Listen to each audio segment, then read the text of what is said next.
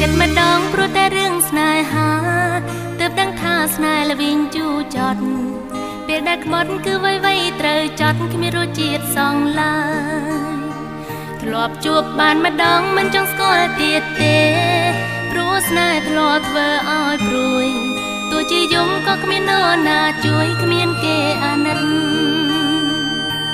អូស្នេហាសេចក្តីស្នេហានេះហើយរសជាតិនៃស្នេហាតួយ៉ាងណាមិនចង់ជួបទៀតទេមិនចង់លឺតែពីស្នេហាស្នេហាស្នេហាខ្ញុំខកចិត្តមិនចង់យំគឺមិនចង់បានស្នេហាគ្មានអ្វីការពិតខកចិត្តក៏ព្រោះស្នេហា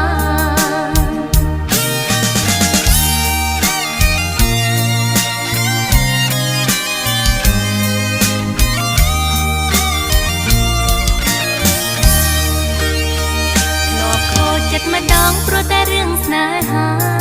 ទើបដឹងថាស្នេហ៍ល្វីងជូរចត់ពេលដែលខ្មត់គឺវៃត្រូវចត់គ្មានរសជាតិសងឡើយធ្លាប់ជួបបានម្ដងមិនចង់ស្គាល់ទៀតទេព្រោះតែស្នេហ៍ធ្លាប់ធ្វើឲ្យព្រួយទោះជាយំក៏គ្មាននរណាជួយគ្មានគេអាណិតអូស្នេហាសេចក្តី